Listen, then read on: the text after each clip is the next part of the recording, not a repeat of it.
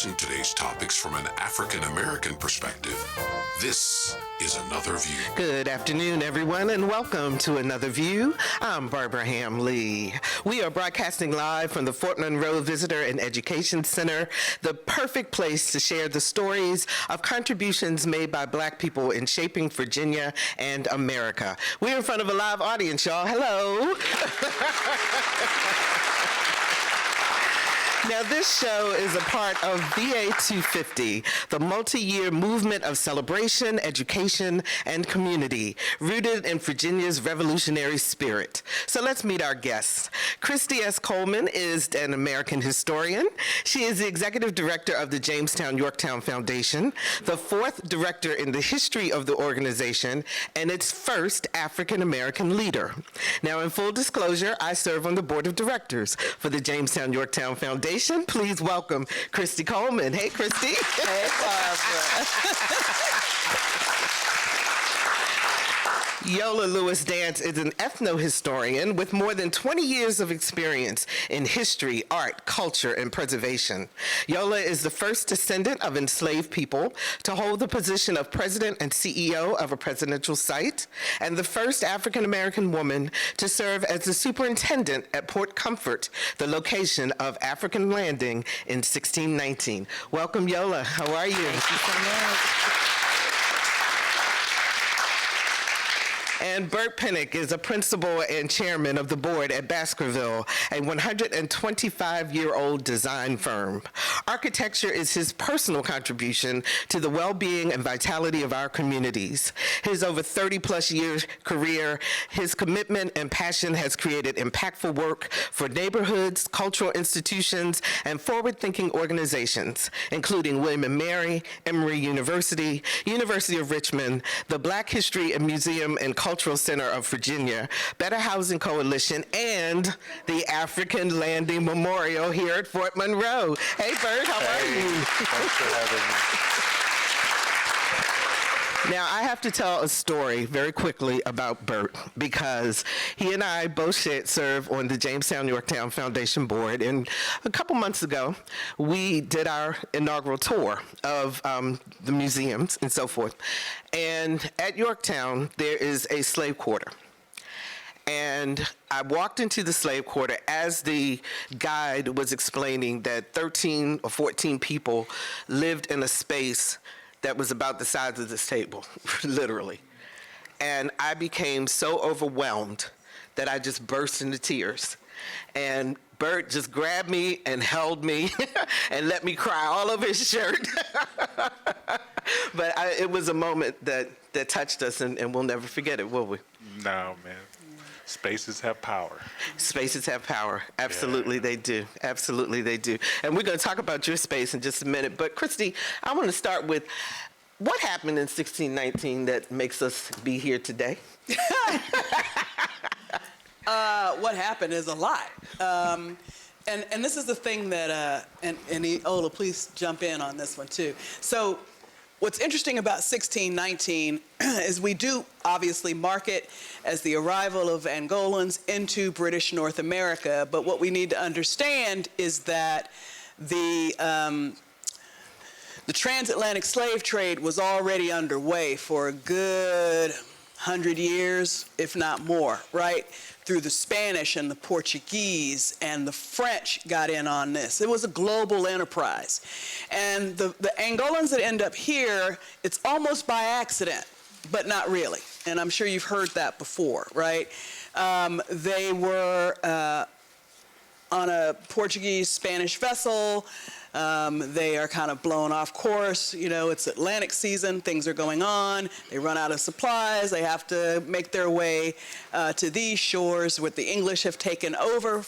You know, and these shores, by the way, were Spanish at one time. There was a Spanish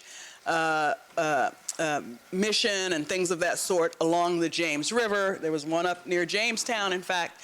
And they got, well, the natives wiped them out. After they kidnapped a child, showed back up with that child 10 years later, and that child told what was happening out in the rest of the world, wiped them out. He Wow. came back with warriors, and they wiped out those priests and others that were at that mission.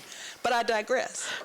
And so the point is, you know, because there's this weird kind of thing, oh, it was by accident, or the Africans were selling African. There's a lot of weird stuff that has been politicized about what actually happened here. But the bottom line is these Angolans were brought here. We know the phrase 20 and odd, which basically means almost 30 people, right? Aboard the ships, the Treasure and the White Lion. It's important to know that. And I've always found it really interesting that people know the Nina, the Pinta, the Santa Maria, the Godspeed, you know, the Discovery, and Susan Constant, but they don't know the White Lion or the Treasure, which is what these Angolans were brought on. And so, anyway, so they were brought here. The English were very much aware of this international slave trade that was taking place. They just didn't have the legal mechanism to put it into effect. So essentially, they trade for these human beings and allow the people who buy them to decide what happens to them. So some of them will be enslaved for life. Some of them are treated like indentures and will end in 5 to 7 years, right? And go off and be free people and get their own land and that sort of thing. So it's really a mixed bag. But the benefit of their presence, along with that Caribbean tobacco, these English very quickly say, oh, we need to get some more of them. And so it becomes a deliberate act. And that's what happened in 1619. And Yolo, what were some of the things, to piggyback on what Christy was just talking about, what were some of those things that the Angolans brought here that the English realized, oh man? In particular, their knowledge of agriculture. And so it is the labor of those first Africans, first enslaved and indentured, and their ability to cultivate tobacco, to introduce irrigation traditions that were quite common in Angola, that really shifted the dynamics, and the English were able to establish an economic base to create a thriving settlement, because it was in danger up until that cash crop was actualized. First Africans, we know that they were originated in Angola. If you have the benefit of traveling with the Tucker family, with the William Tucker 1624 Society to Angola, you'll understand that this group of 20 and odd were once part of 350 who were essentially assembled in Masengano, which is a small area, almost 8 hours from Luanda, where they traveled the Kwanzaa River and were placed aboard the San Juan Batista, and then headed to Mexico when the White Lion and the Treasurer interceded and took those 20 and odd, which were actually a group of 60, distributed between these two ships, one arriving in late August here at Point Comfort, and the other a few days later in Jamestown. And so as we tell this history, oftentimes, you know, we've wondered, did they arrive in Jamestown? Where did first Africans land? They had landed right here in a real place, as Christy shared, not a politicized place, a real place where history happened in present-day Hampton at what we call Fort Monroe today. And they helped to really shape the nation. You know, I did not find out about any of this until the 400th commemoration of 1619. That's right. And I'm wondering, Bert, when did you find out? First of all, did you learn any of this history in school? And secondly, how has this history informed your work, particularly with the plaza? Yeah. And I'll say, no, I did not learn this history as well. I grew up in Tuskegee, Alabama. The history that I learned was about Bethune-Cookman, was about George Washington Carver. It was about an achieving black community. And that was just sort of the mindset of how we were taught and what we learned in this small black community in Alabama. I moved to Virginia in the early 90s and have been sort of swept up in this history. And so I learned about it about the time that you learned about what happened here in 1619. Christy, I'm curious, since you're a scholar of history, I mean, was 1619 even taught to you while you were in school before you became a professional historian? Was it taught to me in school? No. What we were taught from the Virginia school books at the time was that slavery was basically a benign institution, and slavery was good for black people because it gave them Jesus, and it wasn't that hard. Slavery wasn't really that hard. They just, because they loved each other like family. I mean, that was the kind of foolishness that really was in Virginia school book. I remember that very distinctly in the 4th grade, and I remember my mother throwing the book across the room and saying, at that point, we got to do this differently. And honestly, and that's when I did start to learn other things. Yeah. What about, go ahead. Was roots a part of your growing up? Because we had my mama made us watch Made Roots. us watch Roots. Yeah. Miss Jane Pittman, the autobiography of Miss Jane Pittman. Every year we had to watch that. Yep, absolutely. And I remember when Roots came out and going to school, and the conversations that were taking place among the black students, and some weariness by the white students who were hearing and seeing something vastly different than the way even they had been taught. And sort of this uneasy tension. We were middle schoolers, but, I do remember that. I remember that very distinctly.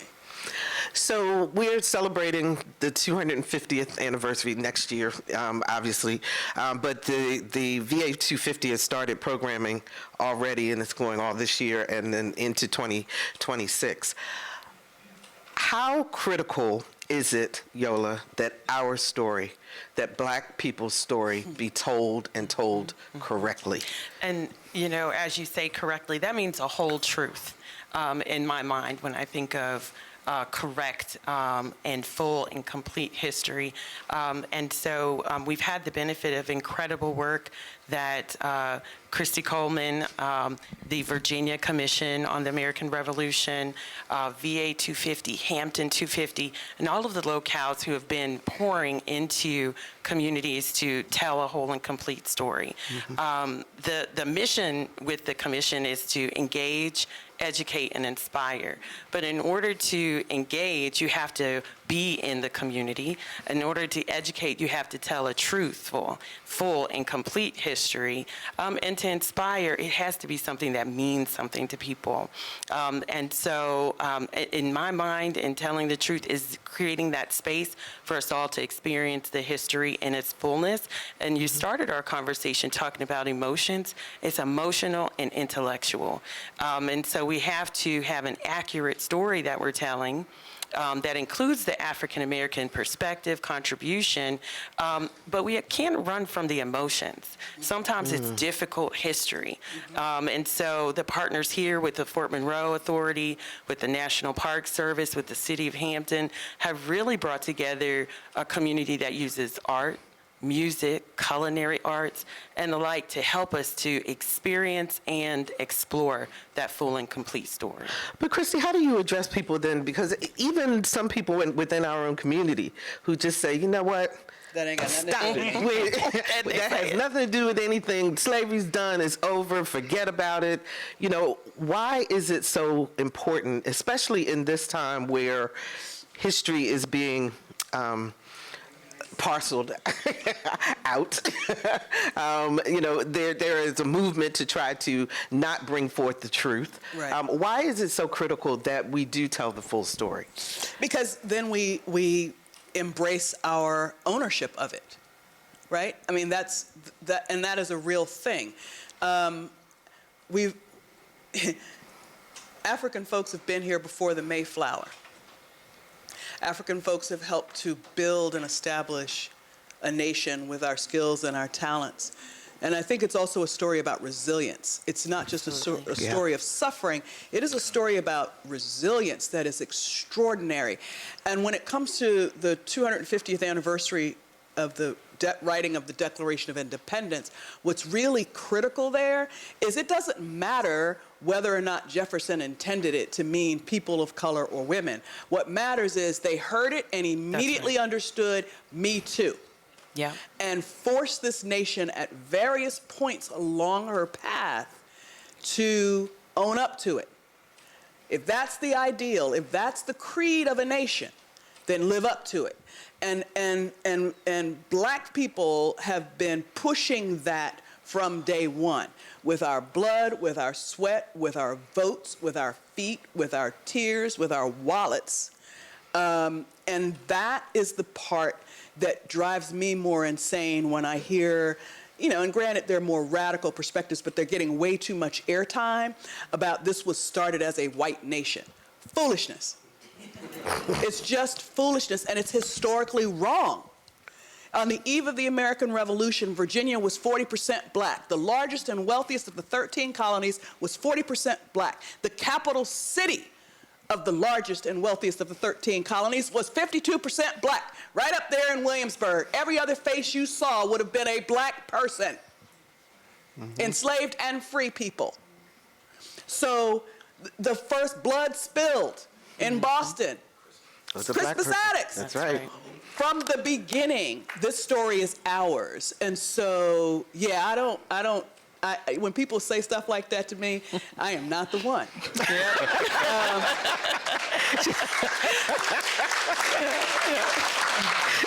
She's not passionate or anything, is she? I love it. Well, I want to talk a little bit about the memorial before I get into some of the other things that black folks were involved in, such as fighting for the freedom of this country. And we'll get to that. But Bert, tell us about the African Landing Memorial and how you got involved in creating it. Yeah, sure. I mean, so first of all, it was, Fort Monroe is a public entity, and so there was a public procurement process. And we had known about the initiative, obviously, certainly when that came about, and so, you know, we responded to an RFP. That's what our studio did to become involved. But I will say we have been building a portfolio of this kind of work sort of leading up to this. And so when we became involved with the fort, Brian Owens had been brought on through a sort of rigorous process and design the sculpture, and his narrative had been set of what he intended to do in his bronzes. In the bronzes, yes. As a matter of fact, when we were here last with Fort Monroe, he was our guest, and he's developing 3 statues, I believe, that go on the plaza. Correct? Yep. And so the task at hand, the question was, how do we orient this? How do we situate this? How do we make a space, as I said, that has power, that is imbued with meaning, that resonates about this place and this history. And so working with the folks here, working with community at large about what it means to experience those 20 and odd kind of thing, we came to this idea of Sankofa, that it is important to understand from whence they came, as much as it is to understand what happened going forward. So the orientation of the plaza now sort of built one on the idea that it is situated or points toward the origins, points toward Angola. It is done in a way that we hope that the visitor will understand that, particularly on the large relief wall, that there is on the one side this depiction of the 20 and odd arriving here. But on the other side is that complete story of a complete people. There's a depth and a breadth and a complexity to lives long before they came here. And so we want people to be able to sort of make that journey sort of an understanding with them as they sort of spiral into Anthony and Isabella, sort of the core or the seeds or the beginning. I think. So where are you in the process? So the plaza space is being completed now. And as you saw sort of in the preview video, there are a lot of little things to kind of touch on the details. And so it is just being readied for Brian's work when it's completed. So the plaza space will be complete very shortly. So people will be able to come see it soon. Oh, yeah. Then, Yeah. right? Yeah. Now, I know the- right the now bronzes are- the bronzes aren't there yet, Yeah. but the rest plaza of the space. plaza space will be there. Yeah. Is it a place? It sounds like just walking up to it, it's a place of reverence, as well as discovery. Yeah, and that was also a lot of discussion of how do we perceive this space even before you get to it, right? The three bronzes include the relief wall or the narrative wall that I talked about, Anthony and Isabella, and the ark, which is a very tall piece that you'll start to see first, right? And sort of understanding that there is an important moment here even before you sort of get there was the goal or is the goal.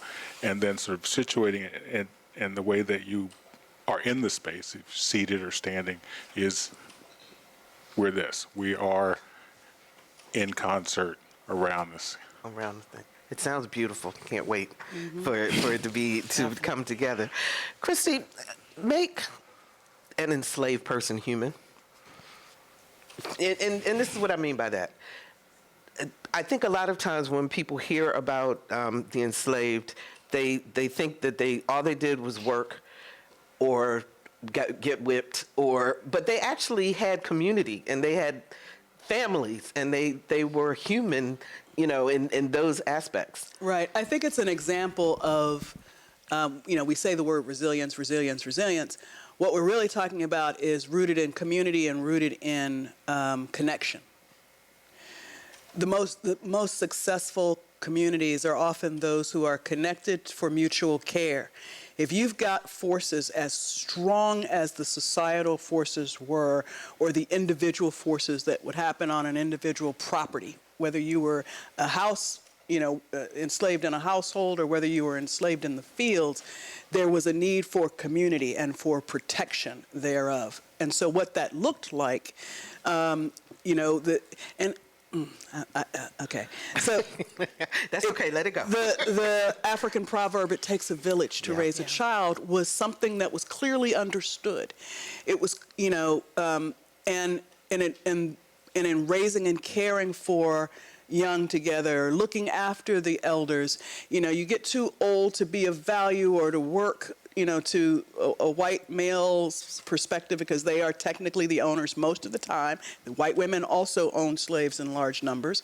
But again, this idea of people not having their own culture, they blended cultures. Right? So there are these varieties of West African belief systems and Central West African belief systems begin to meld, the belief in the divine, the belief in the power of herb and remedy. I mean, it was black folks that were among the first that bring inoculation to these shores, right? It was an enslaved person who's like, well, smallpox, we got something for that. And start inoculating people. And they're like, oh, it works. So again, I think you're right, Barbara. There isn't, enslavement doesn't mean that this is an empty vessel only working. Yeah. These are people who tried to carve out lives for themselves. Just because the law said there were no legal marriages among enslaved men and women didn't mean they didn't marry on their own. Just because it said that the child that you bear is immediately the property of someone else, and that may even name your child, doesn't stop you from mothering and fathering. Does that make sense?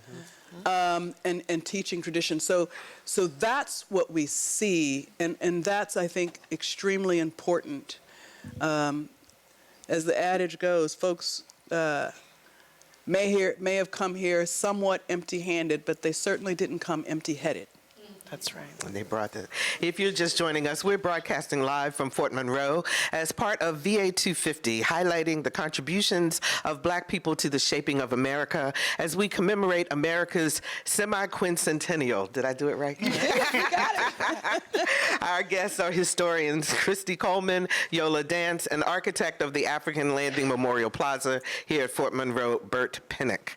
Do we have any questions from our audience? If you do have a question, our volunteers will lead you up, and we'll take your question in just a moment. So when America decided that we had enough from the British and we want to be free, Black folks had a role in that too, didn't they, Yola? Absolutely. When we think of Black freedom and how it's achieved, it has different pathways and different avenues. We have those who served as patriots, right? Mm-hmm. And so they set their sights on achieving freedom by siding with those Englishmen who were here and shaping a new nation, mm-hmm. and had essentially decided, give me liberty or give me death. They were turning away from a monarchy and headed towards what we call a republic. You also have those loyalists who said, okay, Lord Dunmore, I see this proclamation and it promises my freedom. I'm going to serve the English and I'm headed to Nova Scotia. And ultimately they found freedom there as well as in Sierra Leone, mm-hmm. as they returned to Africa. These are two, I think, pathways that we can't really judge who chose what path and why. So you have Cesar Tarrant, who chose to serve with patriots. He did not receive his freedom immediately. I learned this great history working with playwright Marie St. Clair here in Hampton. And she shared this history just recently with the community and juxtaposed Cesar Tarrant with Joseph Harris, who served the Loyalists. And these men represent about 5,000 to 8,000 who served patriots, and possibly as many as 20,000 who served Loyalists, the British. And so these are different pathways that could lead to freedom, but there were no guarantees, and neither pathway was perfect. But Chrissy, the Loyalists really thought, they believed Dunmore, didn't they? Oh, absolutely. It's a tactic that Dunmore, as a matter of fact, this November is the 250th anniversary of Dunmore's proclamation, where Lord Dunmore in Williamsburg says any enslaved people belonging to these rebellious colonists who will come and join British forces, you will be free people. And it was astonishing, and folks had to make a decision very, very quickly. And a number of them did make the choice, and the British, for the most part, honored that and continued to replicate that throughout the war, to the point where I was talking to Lisa, actually, that even George Washington lost several of his enslaved people at Mount Vernon who joined the British, and a couple of them wow. ended up in Sierra Leone in the new government leadership. That's right. And so it's compelling. Yeah, we did a show not too long ago about the Black Loyalists from Virginia Beach, mm-hmm. and their trek. And the guests that we actually had to do over the phone because they live in Canada now, mm-hmm. Nova Scotia, and they were afraid to come to the United States because of all the back and forth with the border. So we have a question from our audience. Thank you for the opportunity. I want to thank Another View, HRO, for not just having us remember or recall history, but be part of its recreation. We as a nation are 250 years young, still trying to shed off the idea of feudalism as a form of government, and to build and create a nation of sovereigns. So we're still young in this game of creating sovereigns. I don't believe in contributing. We are foundational. Mm-hmm. And I think it's important for us to remember that this would not be a nation if not for people shedding old ideas and creating or considering or pondering on a nation of farmers, lawyers, streetcar conductors, whatever, who can decide the future of a nation. And I want to thank another view, HRO in particular, for being part of that recreating history. And my question is this: hope. Do you feel that we as a nation can consider shedding the differences, I put in air quotes, and realize that we all come from feudalistic thinking? I mean, after all, the word slave came from the Slavic people, for Christ's sake. We are all shedding, can we catch on, you think, that we are considering a new way of looking at government? Thank you very much for that question. Who wants to take that on first? Go ahead, Well, Yola. I'm coming sir. to you all fairly fresh from having served a stint at James Madison's Montpelier, where we talked about exactly these things, in thinking about the Constitution and thinking about a republic. And I have to say I am hopeful. I had a 20-plus year career with the federal government, and in joining the community of partners here in Hampton Roads, we really, I think, found a synergy in telling a whole and complete history and creating spaces of belonging. And it was aspirational, but I think we were on to something. So what sticks out to me when you say the things people have time for, they don't, I see the backlash. I experience the backlash. I am watching work that I created with a community of partners get erased across the country. And at the same time, I am a part of conversations where we're pushing forward. So whether it's Project 1619 Incorporated or working with the Contraband Historical Society, I stay hopeful. And I see diversity in the communities that come to the table to work with those organizations to tell that whole history. To tell the whole history. What about you, Christy? You want to add to that? Of course, I've run into it, and sometimes I'm a brick wall with it, and sometimes I move a little bit depending on what's happening. There were a couple of things that the gentleman said and terms that he used, and I was trying to kind of wrap my head around it. This idea about sovereignty.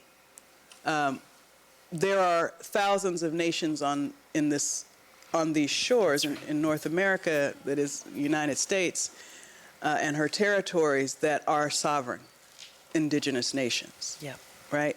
That work through treaty, around treaty, to try to, not try, but to rebuild community and build strength in those communities. The American form of government, I think, is it has inspired a planet. I mean, before this started, everything was monarchy or aristocracy or what have you, and we inspired a nation with these ideas. The problem has become not so much necessarily the type of government, but the economic engine around government. And the disparity that this government tried to break down, where we have given greater voice to wealth than we do to poor. And we manipulate the missing pieces of government because our government for so long operated on the notion that moral and good men would always rise, right? And we turned it into, I think, well, those are just some thoughts. So, are we losing the history? Yes. No, we are not losing history. Let me be clear, because communities have always preserved and protected and kept. And it doesn't matter what some other group may choose to do. They can pull it out of your classroom, but just like I was a kid, when I talked about my mother throwing the history book across the room, what my mother then did was anytime I had an assignment, my job was to find an African-American person to be a part of that assignment, and making sure that I raised my hand right? To read my report in class.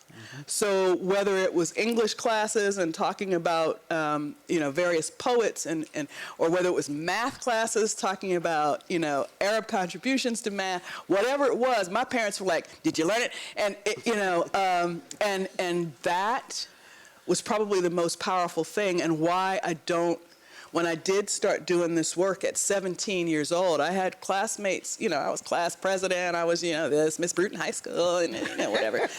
And they were like, why are you playing a slave?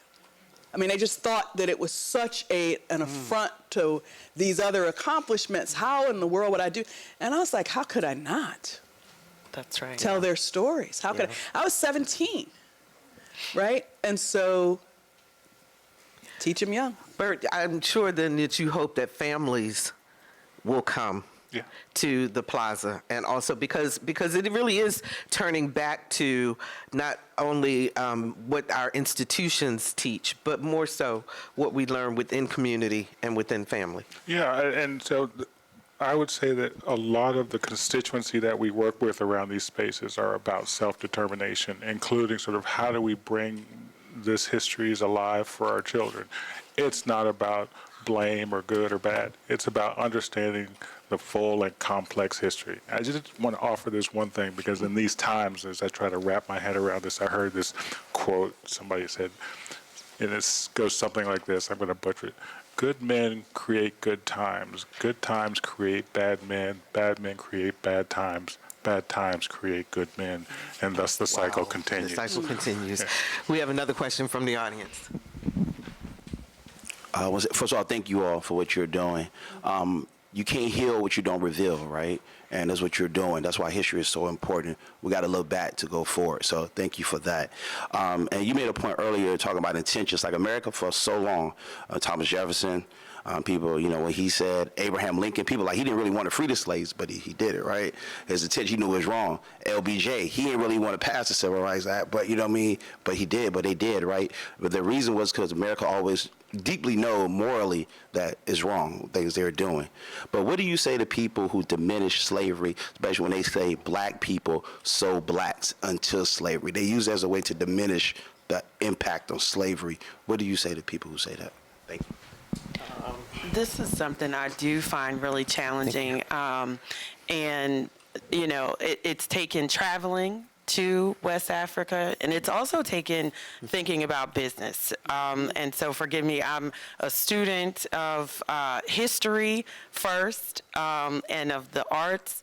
But recently I decided, to sustain preservation work, you have to understand business.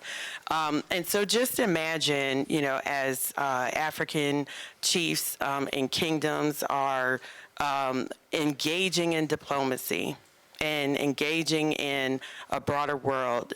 Trade is happening and occurring, 15th, 16th century. They had difficult choices to make as well.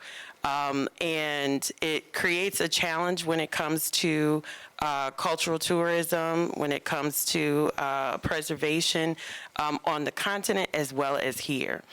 So I don't know that I have answers as far as trying to say there's a right or wrong, as my colleague Bert here said, but I can say in trying to uncover and understand the history, we have to be willing to address the whole truth in that sense as well. I don't... Well, and it also doesn't negate the fact that whether black people sold slaves also does not negate the fact that slavery happened and what happened in this country. It doesn't negate it, right? You know what? I gotta jump in. I'm sorry. I'm sorry. Because it is a lazy and it is a racist argument that is put out there. The institution of slavery as it will exist in the United States and in parts of the Western Hemisphere that evolve is unlike anything that has happened in the history of mankind. I agree with that. And the reality here is that the systems of enslavement that various African peoples were engaged in is a vastly different beast than what was created here.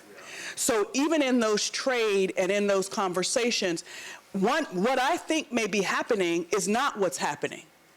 And they will later learn that, and they will fight against it. like Queen Nzinga fought against the Portuguese to stop once she understood what was happening in South America with her peoples. So it is a very, you know, the estimates have been anywhere from 15 million to up to 100 million, which is actually wrong, you know, but, but 50, you know, you've got this, let's say 50 million Africans that are seized from a huge continent that the United States would fit in 2.5 times, right? And are transported to the Western Hemisphere in extraordinary volumes. And it becomes hereditary. It becomes a part of a race-based entity that didn't exist in the history of mankind before. It's generational. And then the chattel, the assigning people as chattel is unlike anything that had been in the history of the world for millennia.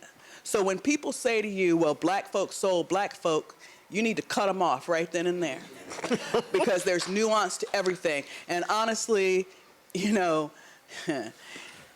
it was the Europeans who went to say we want, and we want to trade for this labor. What they created after that is on them. So it's not, these are not. It's not the same. We ain't the same. I can't, ugh. Okay, we got another question. Sorry. It's messy. okay. It's messy. It is absolutely messy. Yes, good afternoon, and thank you again for all of this rich information. I wanted to know specifically from you, how are the cities of Hampton and the cities of Williamsburg handling where the Africans arrived first? I know that there's some problematic issues that may have been raised, and I just want to know how the cities are working together to try to get that truth out. Okay, thank you. All right. Well, Go ahead, Christine. I mean, you know, at Jamestown, we acknowledge that they first landed at Point Comfort, but they were brought to Jamestown. And it was at Jamestown that their status becomes codified initially.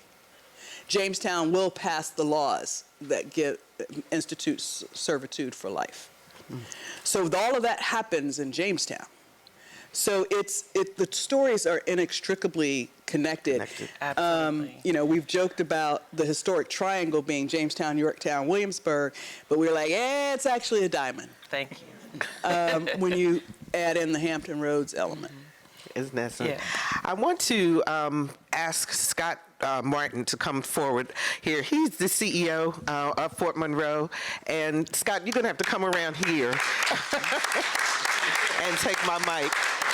But I wanted to ask you about where we are in terms of what's happening with the plaza and what else, how that will interact with the new landscaping project that you have coming along and so forth here at Fort Monroe.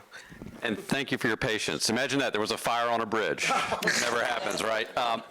Well, it's an incredible legacy for us to pick up, and I'll tell a story to set it up if that's okay. I had the good fortune when I was working in Chattanooga a couple of years ago to be asked to go to Australia and Adelaide and give a talk about conservation in place and peoples and what does it mean. So I'm giving the stupid, loud American talk, and at the very end of my talk, at the very back of the room, imagine a big room, an Aboriginal elder stood up. And the elder said to me, mate, he said, you're from Chattanooga, right? And I said, yes, sir. And he said, well, and this, mind you, this is 2018, the Aboriginal folks, better hold that right, the Aboriginal folks had just gone through an election where they were going to be apportioned representation in Parliament, and they thought it was a slam dunk, and it went down to defeat. Whiteface rejected Aboriginal people, the peoples that had been there 30,000, 40,000, 50,000 years. And he says to me, is Lookout Mountain in Chattanooga? Which, 5,000 miles away. You go, what? He goes, well, my nation are rereading the writings of Dr. King, and we were rereading the speech from Lincoln Memorial, and he referenced Lookout Mountain. And I said, whiteface in the room. I said, whoa, you feel it. And I didn't know where it was going to go. And I said, yes, sir, that is us. I see Lookout Mountain every day. And he said, well, he says, you have to keep preserving it because we need you to be hope. And he sat right down. And I share that story because we have a legacy that goes beyond the boundaries of Fort Monroe. I'm just a gardener. My job is to garden the site so that it can serve folks that visit it here and that its message will go far beyond people who ever visit it. And everyone I talk to that takes on these national memorials tells me the same thing. Give it space to breathe, brother. You got to let that thing cook. Because I don't know what it's going to do. I don't know which way it's going to go, but I know folks got to receive it. They got to dance with it. They got to let it speak to them. Bert has built a beautiful monument that over the next 3 years is going to evolve and take on more and more and more meaning. So our job is to reflect that. The landscape action plan you reflected speaks to that. Fort Monroe carries layers of stories unlike that of any other site I know. Layers of service, of sacrifice, of place, of people. How those stories come together here is incumbent upon us to figure out. I'm not going to diminish this was a military base and its service. It absolutely was. They got a 200-year-old fort built by the enslaved right behind me, by the way, whose wisdom actually built the arches and allows it to stand up, so let's not lose that. But how that contributes to the broader story about what is to come is really important to us, because history is not done being written here. And we've got to make room and make space and be very intentional about the histories that are yet to come. So the landscape action plan, you asked for a long-winded answer, but it's public radio, so I'm all right. You said essay answer. I'm not even going to look at Yola. She's laughing at me. But look, the deal is we've got to shape this landscape so that when you arrive at the African Memorial, not only do you arrive somewhere special, but you arrive in the right frame of mind. You allow the site to be responsive to you. And we script everything that happens around it so it complements it for stories that have yet to be written by people who have yet to arrive. Okay, great. Thank you so much. That is Scott Martin. He is the new CEO of Fort Monroe, and welcome. We appreciate that. I want to ask you, Christy, because I have the honor of every year being the moderator for the celebration of Angelo. Tell us about Angelo at Jamestown. So Angelo is one of the original 30 and odd, and we know that she had been christened by priests, Catholic priests, renamed. We don't know what her real name is, but she is the only, I believe, the only person that we know them by a name. And what's really interesting about it is they're naming her, it's always been interesting to me, them naming her Angelo, because in Latin that O signifies male, and she certainly isn't male.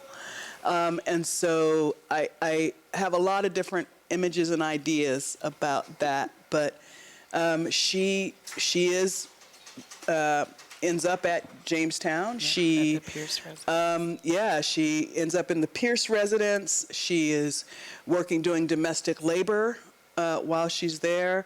And Yola, you want to pick it up because Park, y'all loved her. Yes. Oh my goodness, yes. Angela or Angelo, a Negro woman, is in the historical record. And so we have a lot of scholars here. And so when you go to Slave Voyages database, you can find this record, and it clearly notes her there.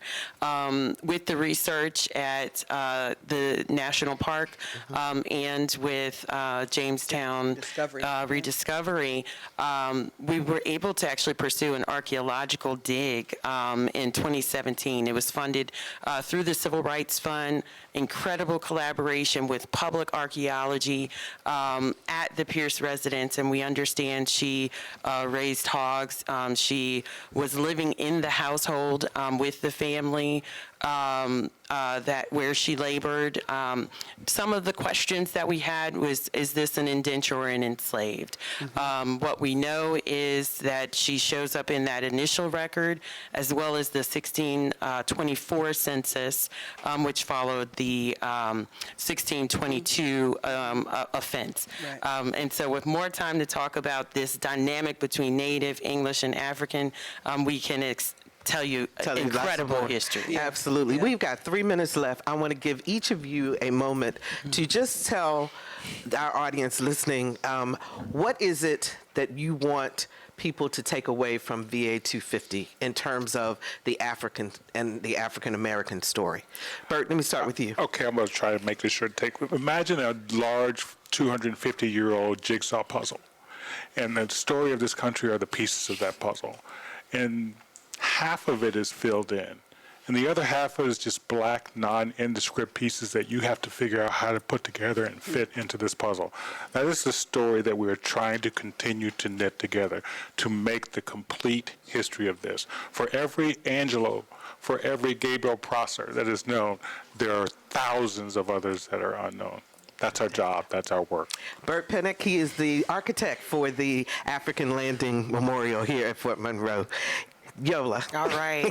I want everyone to know that your family history is part of a local history, that's part of a national history, and a globally shared history. So when we think about the American Revolution and the making of America, look at your own family stories and help to tell those stories. Do the genealogy, connect with the historic sites, and help us to tell that whole and complete history. And that is ethno-historian Yola Dance. Thank you, Yola. Thank you. And Christy, you get the last 30 seconds or so, minutes. I would say that there are sites all over this incredible Commonwealth of Virginia that I would encourage you to visit, not once, not twice, but multiple times, because most of our sites in this state, historic sites, large and small, have been working diligently on these complete stories, and you can fill in and begin to identify those missing black pieces. And that is Christy Coleman. She is the CEO of Jamestown Yorktown Foundation. And, you know, I want everyone to really pay attention to the richness of America's story right here where we live. And we are telling all of the parts of the story, which make it so important. I love that diamond. I do too. I love that diamond symbolism, absolutely. So be sure to include Fort Monroe and all of the other areas in your plans for commemorating the 250th anniversary of America's independence. Now, if you'd like to listen to this show again, simply go to whro.org or Spotify or wherever you go for your podcast listening pleasure. Next week on Another View, it's the Another View Roundtable, and you know we're going to have lots of conversation going on with that roundtable. Our theme music is an original composition created especially for Another View by Jay Sennett. A very special thank you to producer Lisa Godley, news director Michelle Hankerson, audio engineers Jordan Christie and Victor Bowen, producer Dr. Barry Graham, social media and events coordinator Shannon Jay, community engagement officer Kelsey Backey, multimedia marketing producer Andre Jones, and president and CEO of WHRO Public Media, Bert Schmidt. It took a village to put together this show. And thank you to our live audience. We so appreciate you. I'm Barbara Hamm Lee. Let's get together again next Thursday at noon for Another View. Fantastic.